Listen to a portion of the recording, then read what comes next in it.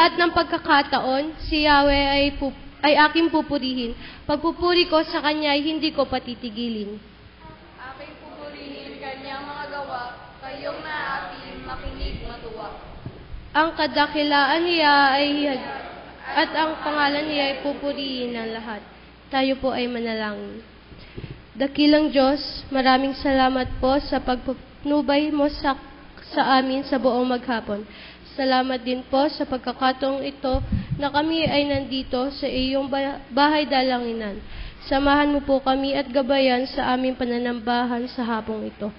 Nawa po ang mensahe na aming maririnig ay magamit namin sa pang-araw-araw naming pamumuhay. Patawarin mo po kami sa aming mga nagawang kasalanan.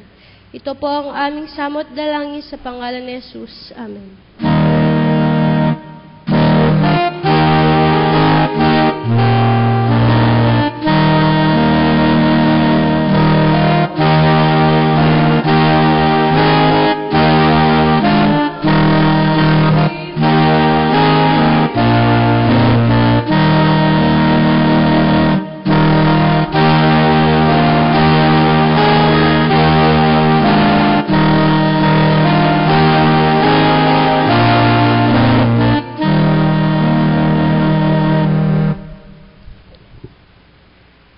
Tawag sa pagsisisi.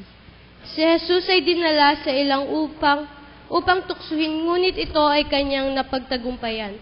Dahil siya ay napuspos ng banal na Espiritu, sumandali tayong magbulay-bulay at ipahayag sa Diyos ang mga panahong tayo ay nagalinlangan na pumasok sa ilang ng ating buhay. Lugar kung saan tayo susubukin at lalago sa pananampalataya. Lugar kung saan natin mararanasan ang kapangyarihan ng banal na Espiritu.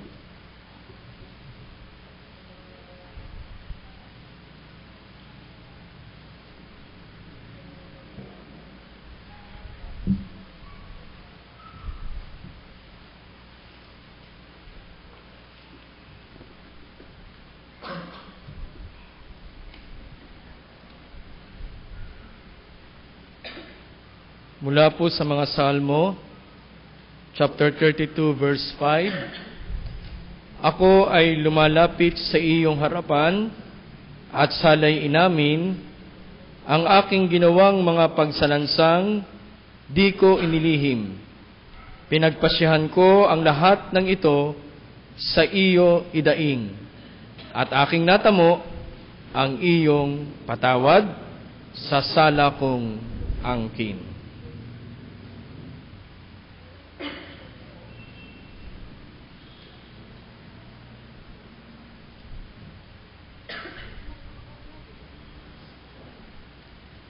Ang kapahayagan ng pagpapatawad ay binigay sa bawat sa atin, kaya naman tayo matuwa at magalak, sapagkat andyan lamang siya para tayo pakinggan at ibigay ang pagpapatawad. Tayo pong lahat ay tumayo. Tayo po'y magbatian sa isa't isa, magmano mga bata sa nakakatanda.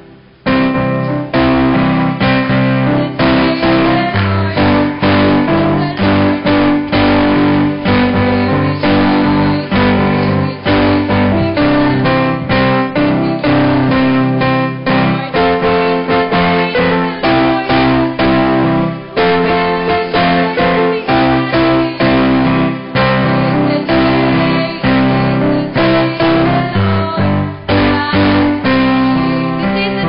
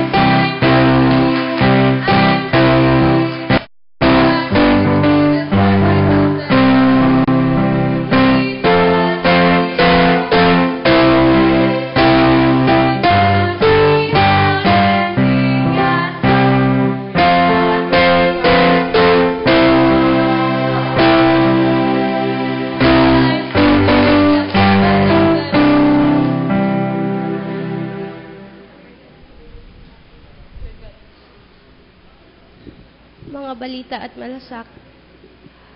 Magkakaroon po ng Southern Tagalog Region Ecumenical Affairs Movement meeting sa June 9 a.m. to 12 noon dito po sa McGill.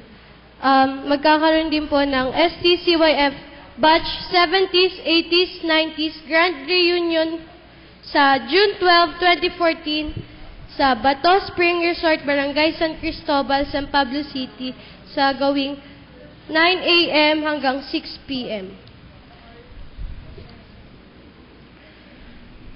Suportahan po natin ang mga kababaihan sa gagawin po nilang Koinonia sa June 21, 2014, 2 p.m.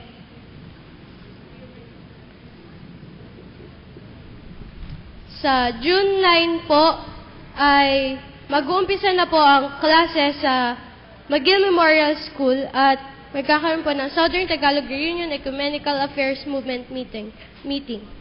Sa June 15 po ay Father's Day at regular Church Council meeting. Sa Wednesday po, June 11, 2014, ay magkakaroon po tayo ng prayer meeting na ang speaker po ay si kapatid Ana Crisel, Eta Josa at liturgist ay si kapatid Christine Joy L. Lavaro. Para po sa mga nagdiriwang ng kaarawan ngayong June, batiin po natin sila ng maligayang bati.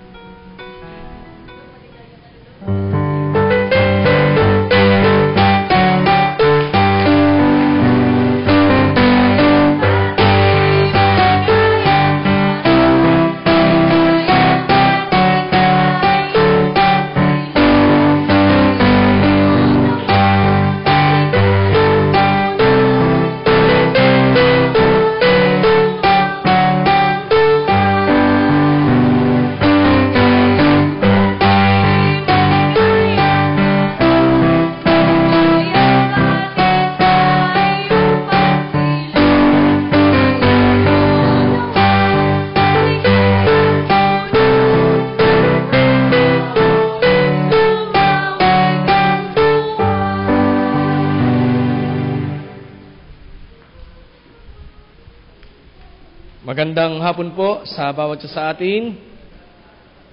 Patuloy po nating papurihan ang ating Panginoong Jesucristo sa patuloy niyang paglingap sa bawat isa sa atin, lalo tigit sa ating ginagawang pagsamba.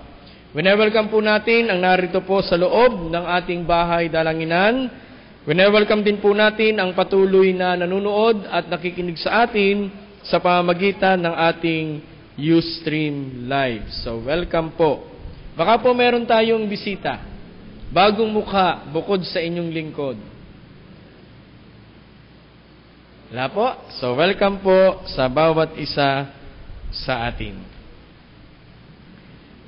Atin pong ihanda ang ating mga sarili sa patuloy nating pakikipag-ugnayan sa Panginoon sa pamamagitan ng panalangin pastoral, panalangin pangkalahatan. Tayo po ay manalangin.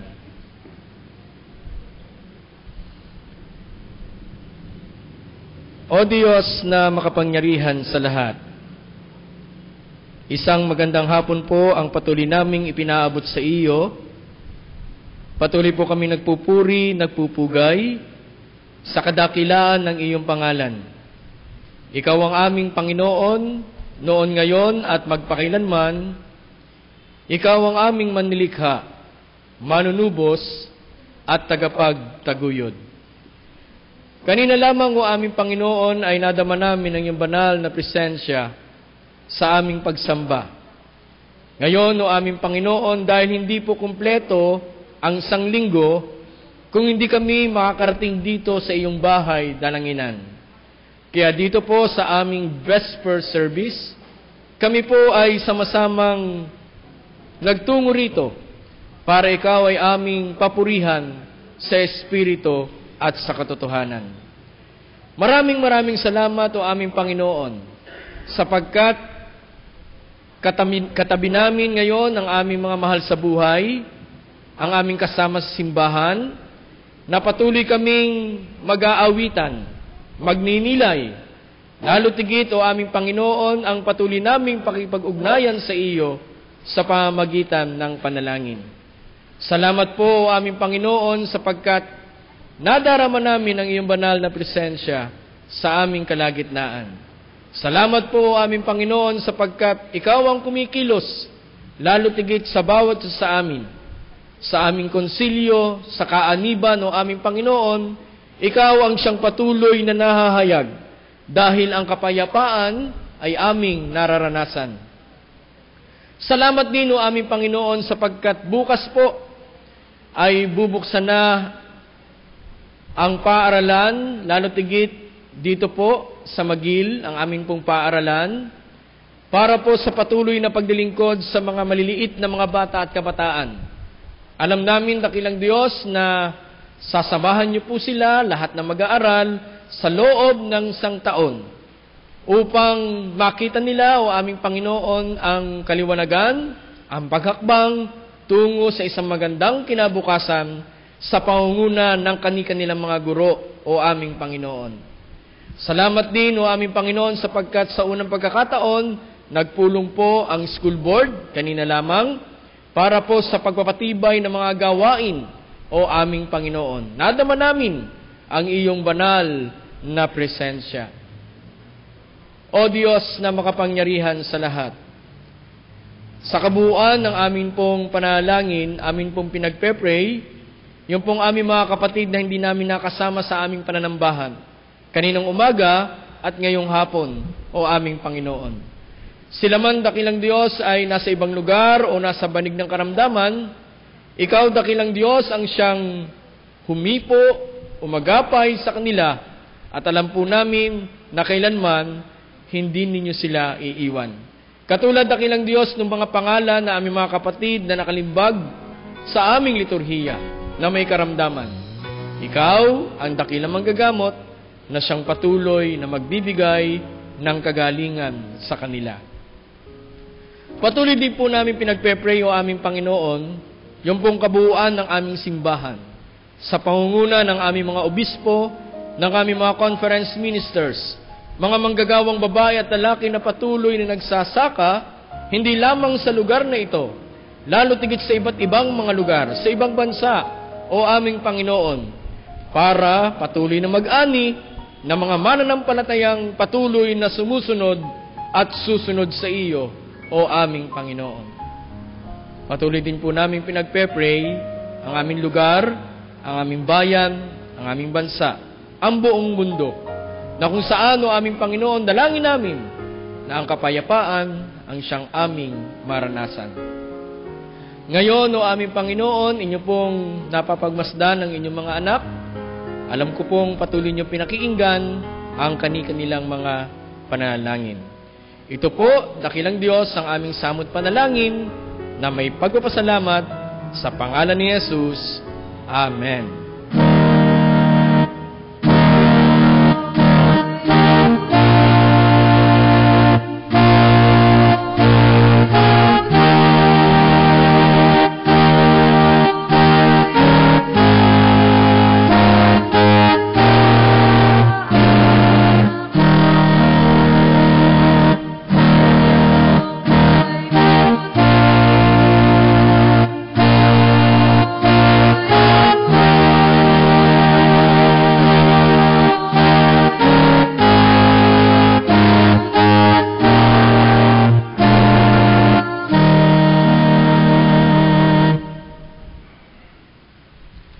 Tawag sa paghahandog.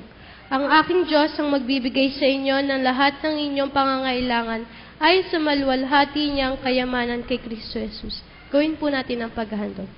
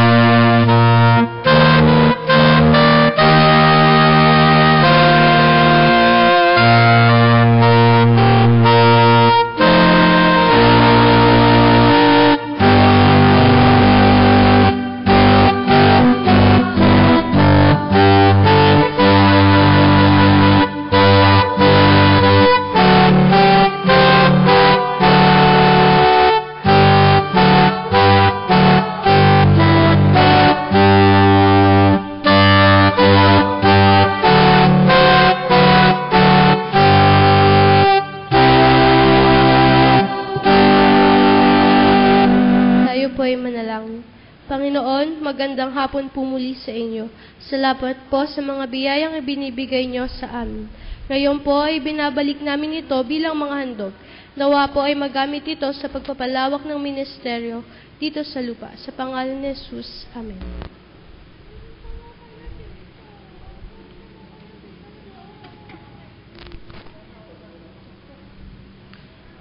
Manatili po tayong nakatayo bilang paggalang sa pagbasa mula po sa sulat ni Pablo sa mga taga-Galacia, chapter 5, verses 1, 13 to 15. Na ganito po ang inyong mapapakinggan at masusundan sa dala ninyong banal na kasulatan.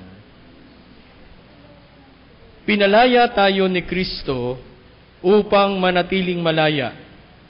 Magpakatatag nga kayo at huwag nang paalipin uli. Mga kapatid, tinawag kayo upang maging malaya, ngunit huwag ninyong gamitin ang inyong kalayaan upang masunod ang pita ng laman, kundi maglingkod kayo sa isa't isa dahil sa pag-ibig. Sapagkat ang buong kautusan ay nauwi sa isang pangungusap. Ibigin mo ang iyong kapwa gaya ng iyong sarili. Ngunit kung kayo'y magkakagatan at magsasakmalang parang mga hayop, mauubos kayo. Patuloy tayong pinagpapala ng Diyos sa pagkabasa at pagkaring ng bahaging ito ng banal na kasulatan. Salamat. 1 Timothy 4:13. Ang mga kapatid, ipagpatuloy natin ang pag-aaral sa Biblia.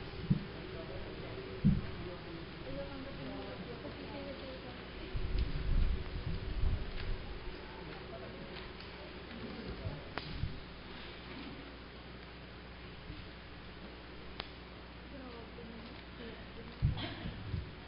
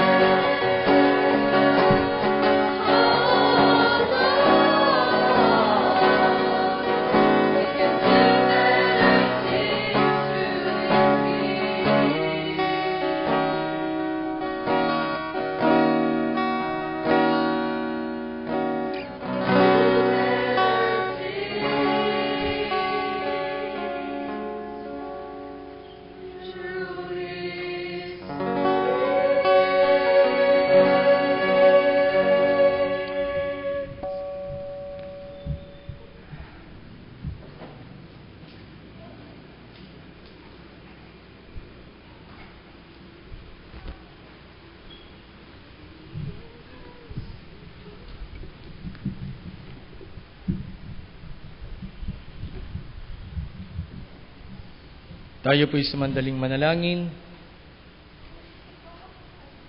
Maunawain at mahabaging Diyos, kami lubos po na nagpapasalamat at nagpupuri dahil sa makagandahang loob na ipinakikita mo sa amin. Ito ay aming nadama nang iyong inialay ang iyong sarili para sa aming kaligtasan mula sa kasalanan at kahirapan. At ngayon, sa kabila ng takot, pangamba, pag-aalinlangan, at pag-uusig na dinaranas, patuloy naming nadarama ang iyong presensya sa aming kalagitnaan, na siyang nagbibigay sa amin ng sapat na katiwasayan ng buhay. Sumagit na ka po namin, o aming Panginoon, sa aming pagninilay. Sa pangalan ni Jesus, ito ang aming dalangin. Amen. Mga magulang ko't mga kapatid, ang Christian Youth Fellowship Choir.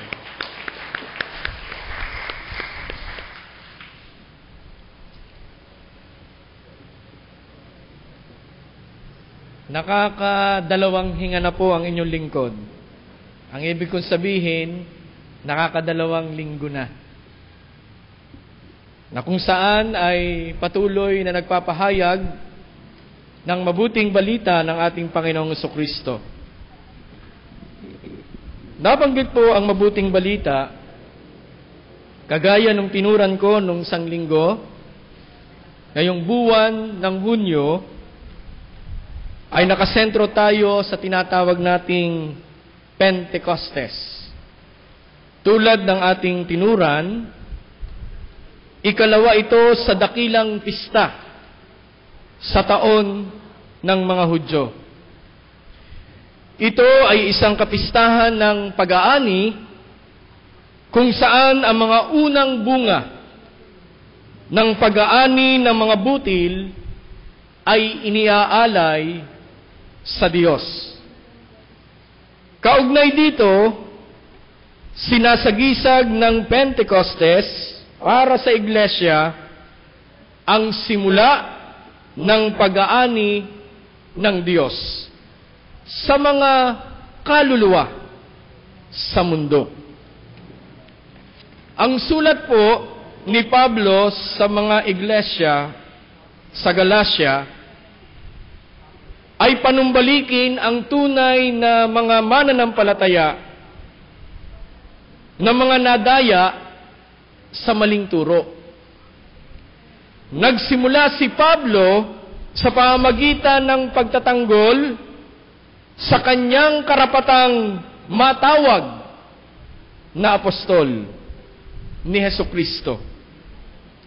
Binibigyan din niya na ang pagkatawag sa kanya bilang apostol ay buhat sa Diyos. Hindi sa kapangyarihan ng tao at ng kanyang misyon ay sa mga hentil.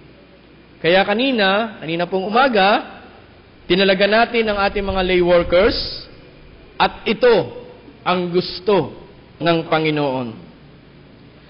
Sa pagpapatuloy ng pagpapahayag ng mabuting balita, the good news ng ating Panginoong Diyos sa hapong ito, mga magulang ko at mga kapatid, ay pinamagatan nating tinawag tayo upang maging malaya. Tinawag tayo upang maging malaya. Ang sabi nga po sa isang awit, di ba tayo'y narito upang maging malaya at upang palayain ang iba. Ako'y walang hinihiling, ika'y tila gayon din, sadyang bigyang laya ang isa't isa. Tuwing umaga po, sina Adan at Eva ay nagigising upang pumili ng kalayaang sumunod sa Diyos. Ibig sabihin, ikaw at ako'y may kalayaan sa hapong ito na tumungo sa bahay dalanginan upang makasama, sambahin, papurihan si Jesus na ating Panginoon at tagapagligtas. Mga kapatid, papaano tayo tinawag upang maging malaya?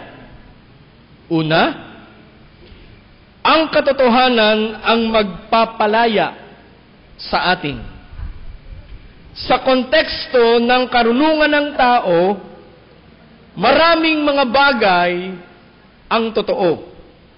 Subalit, may iisang katotohanan lamang ang magpapalaya sa mga tao mula sa kasalanan. Ang katotohanan ni Hesukristo na matatagpuan sa salita ng Diyos. Kaya nga po, faith natin doon sa Open Bible, ipinapahayag sa bawat isa sa atin na mambabasa ang lahat ng nais nating matutunan tungkol sa ating Panginoon. Kalayaan po iyan. Pangalawa, tunay nga tayong malaya. Ang kalayaan mula sa pagkaalipin sa kasalanan ay isang tiyak na batayan na maaaring gamitin ng lahat ng mga mananampalataya na sila'y mananampalataya upang suriin kung sila'y mayroong buhay na walang hanggan, kasama ang biyayang nagpapabago at nagpapabanal na nananahan sa kanila. Di po ba? Nadarama natin ng may kalayaan ang presensya ng Diyos. Pangatlo, sa banal na Espiritu, naroon ang kalayaan ng bawat isa sa atin. Ang kalayaan na nagmumula kay Kristo. At nais ko po itong isa-isahin. Tungkol sa kalayaan na nagmumula kay Kristo sa number 3. Titik A, ang tunay na paglaya ay nagsisimula sa pakikiisa ng mga mananampalataya kay Kristo, sa kanyang mga anak, sa bawat isa sa atin, at sa pagtanggap niya sa banal na Espiritu. Ang paglaya mula sa espiritual na pagkaalipin ay nanatili sa pamamagitan ng patuloy na pananahan ng Espiritu at sa pagsunod sa kanyang pangunguna. Kung tayo'y gumising ng umaga, ayaw nating paghintayin ang Diyos. Gusto agad nating tumungo sa kanyang bahay dalanginan at nais natin siyang pasalamatan. Sa mga tatay naman, agad-agad silang nagigising dahil alam nilang nakaluto na si nanay. Titik ba?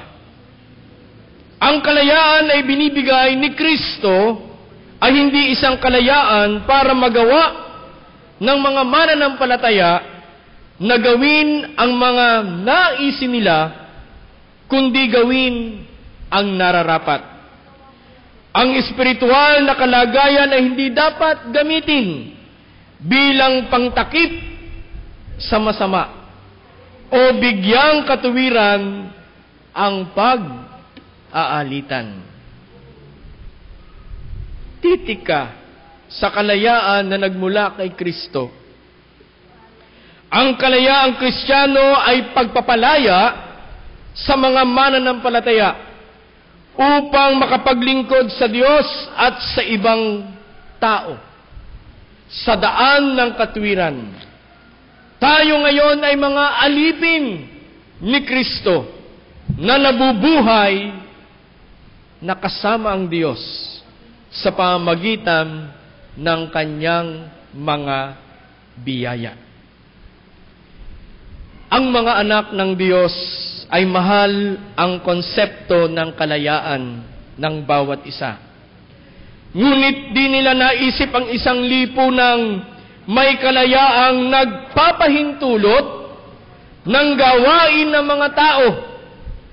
Ang bawat kanilang kagustuhan, hindi matatamasa ng mga taong walang takot sa Diyos ang tunay na kalayaan. Kilalanin natin o ng bawat isa sa atin ang Panginoong Diyos. Siya ang lumalang sa atin at hindi tayo ang gumagawa sa ating sarili. Mula po sa mga awit, chapter 100, verse 3. May pananagutan tayo sa Diyos dahil siya ang lumalang sa atin na mayroong pag-ibig. Wala na po yung kampi-kampi, wala na po yung kagatan. Ang kagatan, kung may isang sandwich, hating kapatid. Ano po? Dahil sa pag-ibig. Ngayon, muling itinalaga ang sarili sa pamumuhay bilang isa sa mga lingkod ng Diyos. Iyan ang paraan para matamasa ang tunay na kalayaan. Nagsisimula sa bawat isa sa atin. Sa patuloy o kung patuloy tayong sumusunod sa aral ni Jesus, hindi kailanman hinihikayat ni Jesus ang kanyang mga anak na ilagak ang kanyang pagtitiwala sa nakaraang pananampalataya o karanasan. Kung patuloy tayong susunod sa kanyang mga aral, ay saka lamang matitiyak ang kapanatagan ng kaligtasan tungo sa kalayaan. Tinuran po ng isang tula ang ganito. Kay tagal nang ika'y ipinaglaban, kalayaan, kay tamis ng iyong pangalan, ipinahayag ng ibon at mga alon, binubulong ng hangin mula sa gubat, parang at baybay dagat. Kalayaan, kalayaan, ito po'y para sa lahat. Mga magulang ko't mga kapatid, bawat kaloob ay mula sa Diyos. Lahat ng pagpapala sa bawat isa.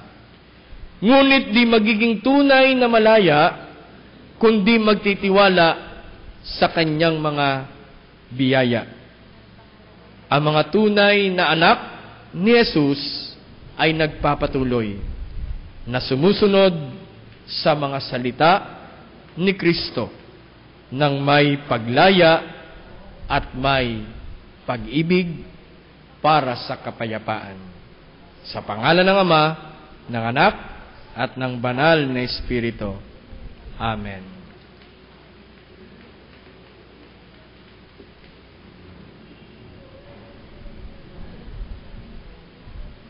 Gawin po natin ang ikalawang paghahandog.